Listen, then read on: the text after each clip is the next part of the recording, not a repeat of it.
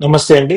India, New Zealand free trade agreement మీద ఒప్పందం కుదిరినట్టు వార్తలొచ్చాయి. మన ప్రధాని నరేంద్ర మోడీ ట్వీట్ చేస్తూ ఎక్స్ ప్లాట్‌ఫామ్ మీద చెప్పారు. తన కౌంటర్ పార్ట్ అయినటువంటి న్యూజిలాండ్ ప్రైమ్ మినిస్టర్‌తో మాట్లాడటం జరిగింది. ఫ్రీ ట్రేడ్ మీద 2 దేశాలు ఒప్పుకోవటం జరిగింది.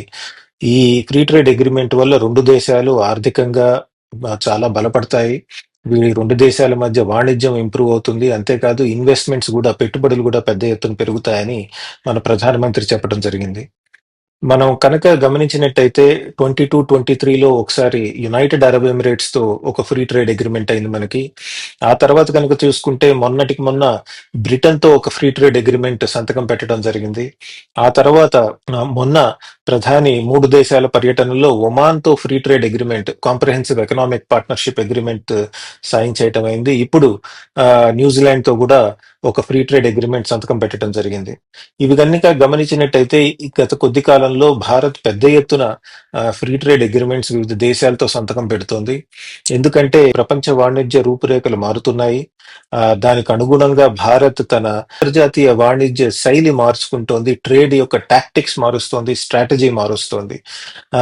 కేవలం వరల్డ్ ట్రేడ్ ఆర్గనైజేషన్ నిబంధనల ప్రకారమే కాకుండా ఆధారపడితే లాభం లేదని గ్రహించాం మనం. ఎందుకంటే పెద్ద ఎకానమీస్ అయినటువంటి అటు అమెరికా మన మీద టారిఫ్స్ విధిస్తోంది. మరో పక్కన చైనాకి ఎక్స్పోర్ట్ చేయటం కష్టంగా ఉంది. అటువంటి తరుణంలో మనం వివిధ దేశాలతో ఆర్థికంగా వాణిజ్య సంబంధాలు బలపరుచుకోవటం జరుగుతోంది. ఇదే దిశగా న్యూజిలాండ్ తో కూడా మనం ఫ్రీ ట్రేడ్ అగ్రిమెంట్ సైన్ చేయటం అయింది, ఇవాళ ఒప్పుకోవటం జరిగింది. అఫ్ కోర్స్ న్యూజిలాండ్ పార్లమెంట్ దీన్ని ఆమోదించాలి, మోస్ట్లీ ఆమోదిస్తుందనే ఆశిద్దాం. ఈ ఫ్రీ ట్రేడ్ అగ్రిమెంట్ లో ఒక ముఖ్యమైన అంశం ఏమిటంటే ఇది కేవలం ఒక వాణిజ్యానికి సంబంధించిందే కాదు. వచ్చే కొద్ది సంవత్సరాలలో న్యూజిలాండ్ మన దేశంలో దాదాపు $20 బిలియన్ ఇన్వెస్ట్మెంట్స్ చేస్తానని చెప్పింది.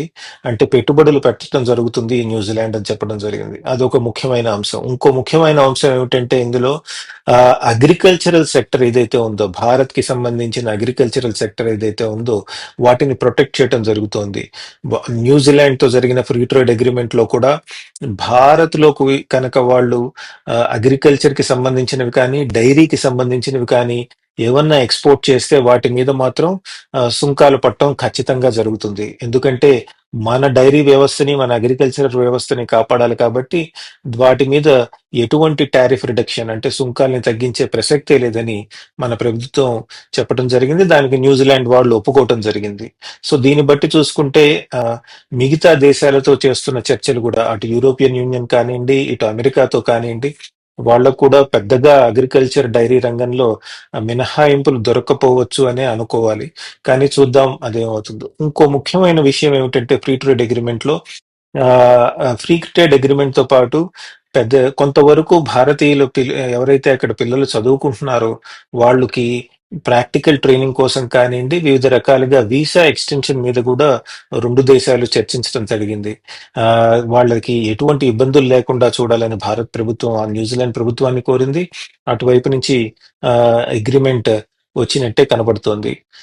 డీటెయిల్స్ లోకి వెళ్లాల్సిన అవసరం ఉంది. బట్ ఓవరాల్ గా చూసుకుంటే ఇది చాలా మంచి ఒప్పందం కుదుర్చుకోవడం జరిగింది. భారత్ ఇండైరెక్ట్ గా అమెరికాకి కానీ, మిగతా యూరోపియన్ యూనియన్ దేశాలకు కానీ సిగ్నల్ పంపిస్తోంది. మీరు కనుక మాతో భారత్ మిగతా దేశాలతో పెద్ద ఎత్తున ఫ్రీ ట్రేడ్ అగ్రిమెంట్స్ పెంచుకుంటున్నాము, మీరు కూడా తొందరగా ఫ్రీ ట్రేడ్ అగ్రిమెంట్ సంతకం చేస్తే మాతో బాగుంటుంది. ఎందుకంటే మీరు చేయకపోతే మేము వేరే దేశాలతో ముందుకు వెళ్ళి ఇటువంటి అరేంజ్మెంట్స్ చేసుకుంటున్నాం కాబట్టి మీతో కూర్చుని మాట్లాడినప్పుడు మా బలం పెరుగుతూనే ఉంటుంది అని ఇండైరెక్ట్ గా భారత్ ఒక సిగ్నల్ కూడా ఇవ్వటం జరిగింది. Thank you.